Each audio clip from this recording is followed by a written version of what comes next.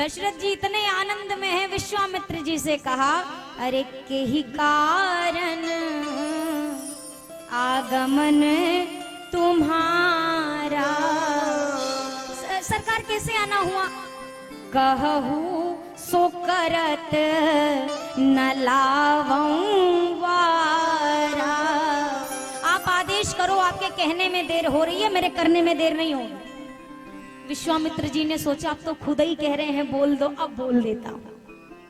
राजन, असुर समूह सतावही मोहि। मुझे असुरों का समूह बहुत त्रास दे रहा है, इसलिए हे राजन मैं जाचन आयऊं निपतोहि। इसीलिए आप कुछ मांगने आया हूं। दशरथ जी महाराज ने कहा, ऐसी बात है, सैनिकों से कहा मेरा धनुष बाण लेकर आओ, मेरे अस्त्र शस्त्र लेकर आओ, अभी चलता हूं मुनिवर, आपके साथ दुष्टों का नाश करूंगा। विश्वामित्र जी ने कहा, ठहरिए ठहरिए ठहरिए, आप नहीं चाहिए। बोला, क्यों महाराज, आपको क्या लगता है हम उनका वध नहीं कर पाएंगे? बोला, नहीं नहीं, इसमें शंका नहीं है, पर राजन आज मैं मारने वाले को लेने नहीं आया, मैं तारने वाले को लेने आया। बोला, हमारे यहाँ तारने वाला कौन है? विश्वामित्र जी ने कहा, अनुज समेत देहु रघुनाथ। छुटके वाले के साथ अपने ज्येष्ठ पुत्र राम को मुझे दे दीजिए, उससे क्या होगा? निशिचरे वध में कोप सनाथा। राक्षसों का संहार होगा और हे राजन मैं सनाथ हो जाऊंगा। मैंने आपसे प्रथम दिवस ही शायद चर्चा की थी कि भैया दुनिया में सनाथ कौन है और अनाथ कौन है। कोई न करे रहते ना कोई अनाथ जग में, खोजे करे नाथ रघुनाथ ऊ सनाथ जग में। वही सनाथ है। आप किसी के घर कुछ मांगने जाइए, घर घुसिए तो घर वाला कहे मांगो मांगो सब देंगे, और जब आप मांग लो तो ये तो नहीं है। कैसा लगेगा आपको? क्रोध आएगा कि नहीं आएगा? आप नहीं बोलोगे तो हम बंद कर देंगे, अभी बहुत प्रसंग बचा है। बोलिए सियावर रामचंद्र की। बोलिए सियावर रामचंद्र की ना। बोलिए सियावर रामचंद्र की। थोड़ा ठीक है, खुश मत होइएगा। विश्वामित्र जी ने जब मांगा तो दशरथ जी कहते हैं, मुनिवर ज्ञानी वर ध्यानी वर महामान्य मानी वर, सोच के सयानी बुद्धि काढ़िए कलाम को। नाही ना निकारी हो जो अंश रघुवंशिन को, हुकुम नहीं टारी हो गुलाम बिनु दाम को। बिंदु कवि वारी तटबाग वनवास लीजे, सकल सुपास लीजे आप ही के काम को। ग्राम लीजे ठाम लीजे धन और धाम लीजे, अरे काढ़ लीजे चाम पैना नाम लीजे राम को। सब ले लीजिए, 2 अक्षर का मेरा राम आपने मुझसे मांगा। मुनिवर मुझे तो लगता है आपने विचार करके नहीं बोला। आप विचार के बोलते तो आप समझ जाते कि आप दशरथ के पुत्र नहीं, दशरथ के प्राण मांग रहे हो। प्राण भी दे देगा दशरथ, पर राघव को मैं न दूंगा। मुनिनाथ मरते मरते मेरे प्राण ना रहेंगे, ये दान करते करते ये नहीं दूंगा। दशरथ जी कहते हैं, हे मुनिवर चौथे पन पायऊं सुत चारी। चौथे पन पायऊं सुत चारी।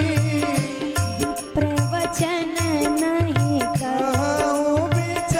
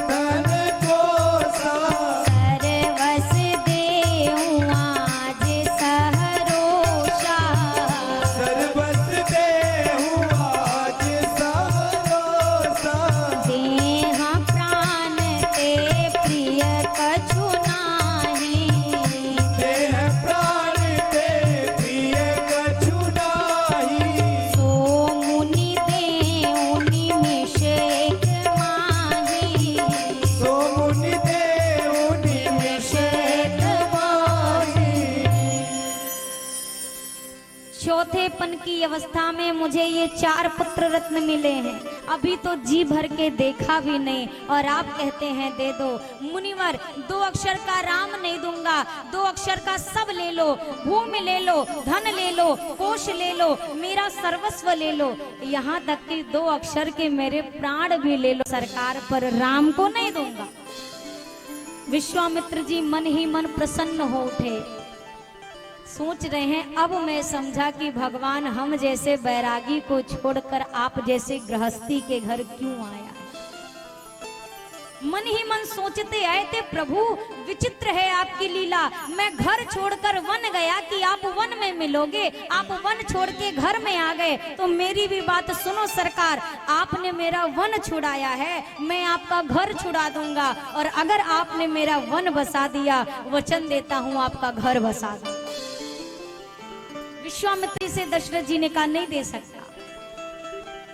अब विश्वामित्र जी ने सजल नेत्रों से वशिष्ठ जी को देखा। हालांकि वशिष्ठ जी और विश्वामित्र जी में बनती नहीं थी, कुछ पुरानी एक बात है, समय थोड़ा कम है, नहीं मैं विस्तार से कहती। विश्वामित्र जी के मन में एक भाव आया था जी, थोड़ा सा द्रोह हुआ था कामधेनु गैया को लेकर, लेकिन आज विश्वामित्र जी ने जब देखा वशिष्ठ जी को, वशिष्ठ जी ने कहा राजन, आपके जब पुत्र नहीं था महाराज तो आपने क्या किया? बोला महाराज आप स्वामी आपके द्वार पर आया।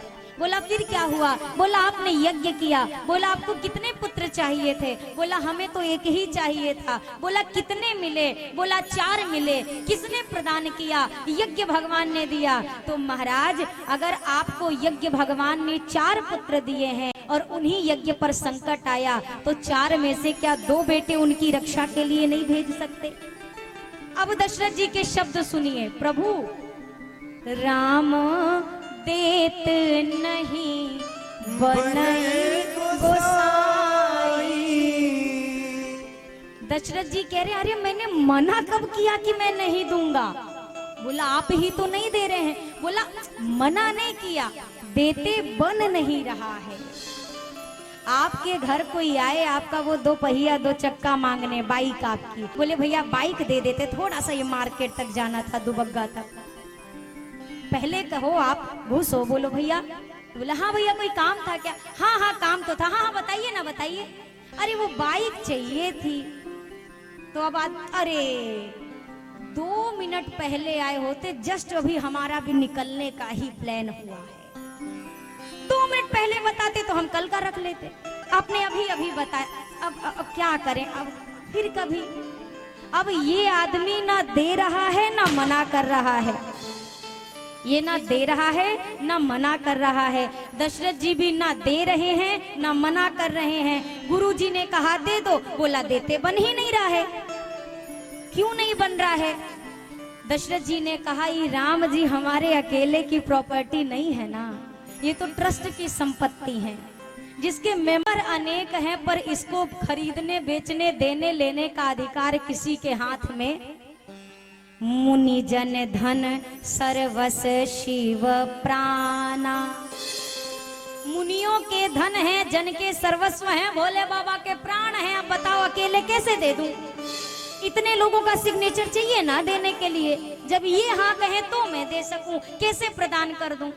गुरुजी ने कहा अच्छा चलो दे नहीं सकते, पर अपनी वाली कुर्सी ही खाली कर दो, अपनी कुर्सी पे इनको बिठा दो, जिस पोस्ट पे आप हो वो पोस्ट इनको दे दो, अपने आप राम जी इनके हो जाएंगे।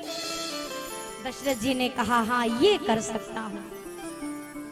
मोरे प्राण नाथ सुत दो, तुम मुनि पिता आन नहीं को। अब यहाँ से दशरथ जी ने अपने पिता वाली कुर्सी खाली कर दी। बोला आज से ये वाली गद्दी अब विश्वामित्र जी की है, और अपना पद विश्वामित्र जी को दिया। हर्ष होकर दोनों भैया चले, आगे बढ़े। चलते हुए रास्ते में ही ताड़िका मिली ताटक वन में। जैसे ही ताड़िका मिली, लक्ष्मण भैया ने धनुष बाण संधान किया।